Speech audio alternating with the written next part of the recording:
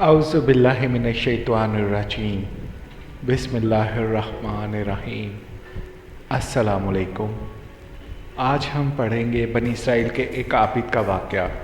आबिद बहुत नेक सीरत इंसान को कहते हैं और ये वाकई में जैसे शैतान हमको वरगला लेता है, इसकी एक बहुत ही उम्दा मिसाल है कि शैतान किस हद तक कहाँ तक जा सकता है, और हमारे सीखने के लिए इस वाक़े में बहुत कुछ है।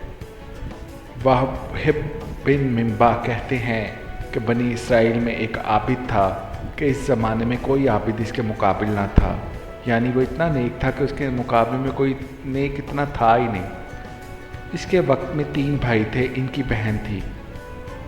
इसके सिवाय वो और बहन ना रखते थे, यानी उनकी कोई और बहन नहीं थी, सिर्फ एक बहन थी।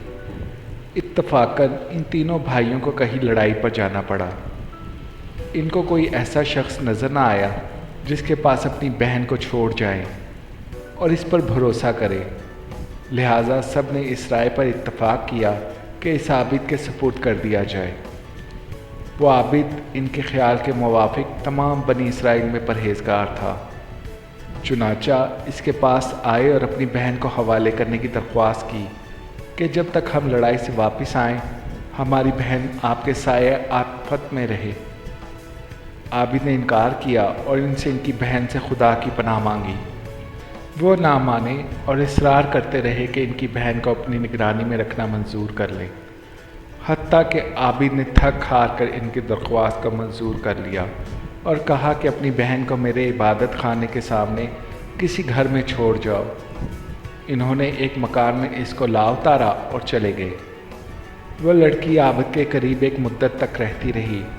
आबिद इसके लिए खाना लेकर चलता था और अपने इबादत खाने के दरवाजे पर रख कर किवाड़ बंद कर लेता था और वापस अंदर चला जाता था और लड़की को आवाज़ देता था और वो अपने घर से आकर ले जाती थी। फिर शैतान ने आबिद को बहकाना शुरू किया। यहाँ पर आपको सुनना पड़ेगा और समझना भी पड़ेगा कि शैतान अब क्या करने जा रहा है। इब्तिदा और इसको खैर की तरगीब देता रहा और लड़की का दिन में इबादत खाने तक आना इस पर गरां ज़ाहिर करता रहा कि जैसे अगर वो लड़की इसकी इबादत गाह पर आती है तो ये अच्छी बात नहीं है, कि कहीं ऐसा ना हो कि ये लड़की दिन में खाना लेने के लिए घर से निकले और कोई शख्स इसको देखकर इसकी असमत में रखना अंदाज हो। बेहतर यह है कि इसका खाना लेकर इसके दरवाजे पर रखाया करे, इस पर अजर अजीम मिलेगा। यानी कि शैतान ने इसको वरगलाया कि पहले जो खाना वो अपनी इबादत गाह के बाहर रखता था, अब उसके दरवाजे के बाहर रख कर आए। गर्ज के आबिद खाना लेकर इसके घर जाने लगा। बाद में एक मुद्दत के फिर शैतान इसके पास आया और इसको तरगीब दी, इस बात पर उभारा कि अगर तू इस लड़की से बातचीत किया करे तो तेरे कलाम से मानूस होगी, क्योंकि इसको तन्हाई से सख्त वहशत होती है। शैतान ने इसका पीछा ना छोड़ा, हत्ता कि वो आबिद इस लड़की से बातचीत करने लगा और अपने इबादत खाने से उतरकर इसके पास आने लगा। फिर शैतान इसके पास आया और इससे कहा कि बेहतर है कि इबादत खाने के दर पर और वो अपने घर के दरवाजे पर बैठे और दोनों बाहम बातें करो ताकि इसको उन्स हो। आखिरकार शैतान ने इसको दरवाजे पर ला बिठाया। लड़की भी घर से दरवाजे पर आई। आबिद बातें करने लगा। एक ज़माने तक ये हाल रहा। शैतान ने आबिद को फिर कार खैर की रग़बत दी। देखिए, सारे काम नेक हो रहे हैं, लेकिन दरअसल शैतान उसे लेकर कहाँ जा रहा है, और कहा बेहतर है कि खुद लड़की के घर के करीब जाकर बैठे और हम कलामी करें, इसमें ज़्यादा दिलदारी है। आबिद ने ऐसा ही किया। शैतान ने फिर तहसील सवाब की रग़बत दी और कहा कि अगर लड़की के दरवाजे से करीब हो जाए तो बेहतर है, ताकि इसको दरवाजे तक आने की तकलीफ़ ना उठानी पड़े। आबिद ने यही किया कि अपने कमरे से लड़की के दरवाजे पर आकर बैठता था और बातें करता था। एक अरसे तक यही कैफियत रही। शैतान ने फिर आबिद को उभारा कि अगर ऐन घर के अंदर जाकर बातें किया करे तो बेहतर है, ताकि लड़की बाहर ना आए और कोई इसका चेहरा ना देख पाए। आप गौर करिए कि अब शैतान उसको कहाँ लेकर जा रहा है, और सब नेक कामों की तरगीब देते हुए। गर्ज आबिद ने शेवा अख्तियार किया कि लड़की के घर अंदर जाकर दिन भर इससे बातें किया करता और रात को अपने कमरे में चला आता। इसके बाद शैतान इसके पास आया اور لڑکی کی خوبصورتی اس پر ظاہر کرتا رہا، یہاں تک کہ عابد نے لڑکی کے زانوں پر ہاتھ مارا اور اس کے رخسار کا بوسہ لے لیا۔ پھر روز بروز شیطان لڑکی کو اس کی نظروں میں آرائش دیتا رہا اور اس کے دل میں غلبہ کرتا رہا، حتیٰ کہ وہ اس سے ملوث ہو گیا اور لڑکی نے حاملہ ہو کر ایک لڑکے کو جنا۔ دیکھا آپ نے شیطان کیسے ورگلاتا ہے انسان کو۔ ہاں، یہ بات ٹھیک ہے کہ ہم بے بس ہیں، اسی لیے اللہ تعالیٰ سے ہمیں شیطان کی پناہ مانگتے رہنا چاہیے۔ پھر شیطان عابد کے پاس آیا اور کہنے لگا کہ اب بتاؤ کہ اگر اس لڑکی کے بھائی آ گئے اور اس بچے کو دیکھا تو تم کیا کرو گے؟ میں ڈرتا ہوں کہ تم ذلیل ہو جاؤ یا وہ تمہیں رسوا کریں۔ تم اس بچے کو لو اور زمین میں گاڑ دو۔ کہاں کی بات قتل تک پہنچ گئی۔ یہ لڑکی ضرور اس معاملے کو اپنے بھائیوں سے چھپائے گی، اس خوف سے کہیں وہ نہ جان لیں کہ تم نے اس کے ساتھ کیا حرکت کی ہے۔ عابد نے ایسا ہی کیا اور لڑکے کو زمین میں گاڑ دیا۔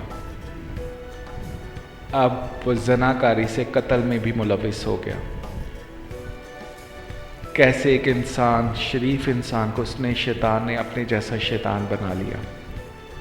پھر شیطان نے اس سے کہا کہ کیا تم یقین کرتے ہو یہ لڑکی تمہاری ناشائستہ حرکت کو اپنے بھائیوں سے پوشیدہ رکھے گی؟ ہرگز نہیں، تم اس کو بھی پکڑو اور ذبح کر کے بچے کے ساتھ دفن کر دو۔ غرض اس عابد نے لڑکی کو ذبح کیا اور بچے سمیت گڑھے میں ڈال کر اس پر ایک بڑا بھاری پتھر رکھ دیا اور زمین کو برابر کر کے اپنے عبادت خانے میں جا کر عبادت کرنے لگا۔ زناکاری سے قتل تک اور قتل سے پھر وہ عبادت گاہ میں پہنچ گیا، لیکن شیطان اس کا مسلسل پیچھا کر رہا تھا۔ ایک مدت گزرنے کے بعد لڑکی کے بھائی لڑائی سے واپس آئے اور عابد کے پاس جا کر اپنی بہن کا حال پوچھا۔ عابد نے ان کو اس کے مرنے کی خبر دی۔ افسوس ظاہر کر کے رونے لگا اور کہا وہ بڑی نیک بیوی تھی۔ اب شیطان نے اس کو مکر اور فریب بھی سکھا دیا۔ دیکھو یہ اس کی قبر ہے۔ بھائی قبر پر آئے اور اس کے لیے دعائے خیر کی اور روئے اور چند روز اس کی قبر پر رہ کر اپنے لوگوں میں آئے۔ جب رات ہوئی اور وہ اپنے بستروں پر سوئے تو شیطان ان کو خواب میں ایک مسافر آدمی کی صورت میں بن کر آیا، یعنی کہ اب وہ ان کا دوست بن گیا، کیونکہ اس نے اب نیک انسان کو اس کے آخری انجام تک بھی پہنچانا تھا۔ پہلے بڑے بھائی کے پاس گیا اور اس کی بہن کا حال پوچھا۔ اس نے عابد کا اس کے مرنے کی خبر دینا اور اس پر افسوس کرنا اور مقام قبر دکھانا بیان کیا۔ شیطان نے کہا سب جھوٹ ہے، تم نے کیوں کر اپنی بہن کا معاملہ سچ مان لیا؟ عابد نے تمہاری بہن سے بد فعلی کی، وہ حاملہ ہو گئی اور ایک بچہ جنا۔ عابد نے تمہارے ڈر کے مارے اس بچے کو اس کی ماں سمیت ذبح کیا اور گڑھا کھود کر دونوں کو ڈال دیا۔ جس گھر میں وہ تھی اس کے اندر داخل ہونے میں وہ گڑھا داہنی جانب پڑتا ہے۔ تم چلو اور اس گھر میں جا کر دیکھو، تم کو وہاں دونوں ماں بیٹے ایک جگہ ملیں گے، جیسا کہ میں تم سے بیان کر چکا ہوں۔ پھر شیطان منجلے بھائی کے خواب میں آیا، اس سے بھی ایسا ہی کیا۔ پھر چھوٹے کے پاس گیا، اس سے بھی یہی گفتگو کی۔ جب صبح ہوئی تو سب لوگ بیدار ہوئے اور تینوں اپنے خواب سے تعجب میں تھے۔ ہر ایک آپس میں ایک دوسرے سے بیان کرنے لگا کہ میں نے رات عجیب خواب دیکھا۔ سب نے باہم جو کچھ دیکھا تھا بیان کیا۔ بڑے بھائی نے کہا یہ خواب فقط ایک خیال ہے اور کچھ نہیں، یہ ذکر چھوڑو اور اپنا کام کرو۔ چھوٹا کہنے لگا کہ میں تو جب تک اس مقام کو دیکھ نہ لوں گا باز نہ آؤں گا۔ تینوں بھائی چلے، جس گھر میں ان کی بہن رہتی تھی آئے، دروازہ کھولا اور جو جگہ خواب میں بتائی گئی تھی تلاش کی اور جیسا ان سے کہا گیا تھا اپنی بہن اور اس کے بچے کو ایک گڑھے میں ذبح کیا ہوا پایا۔ انہوں نے عابد سے کل کیفیت دریافت کی۔ عابد نے شیطان کے اس قول کی، اس فعل کے بارے میں تصدیق کی۔ انہوں نے اپنے بادشاہ سے جا کر شکایت کی۔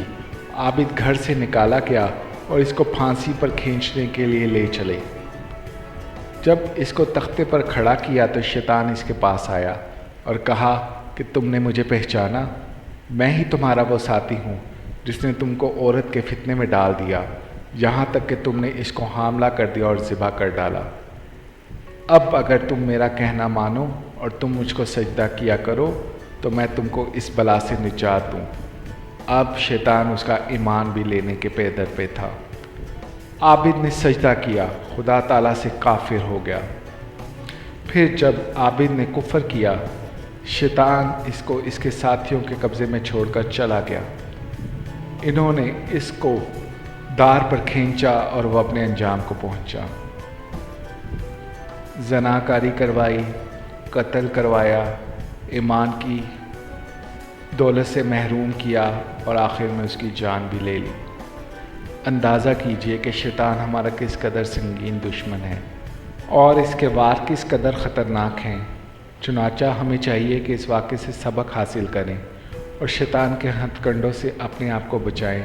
اللہ تعالیٰ ہماری حفاظت فرمائے اور اللہ تعالیٰ سے دعا مانگتے رہا کریں تاکہ شیطان سے محفوظ رہ سکے۔ آمین یا رب العالمین۔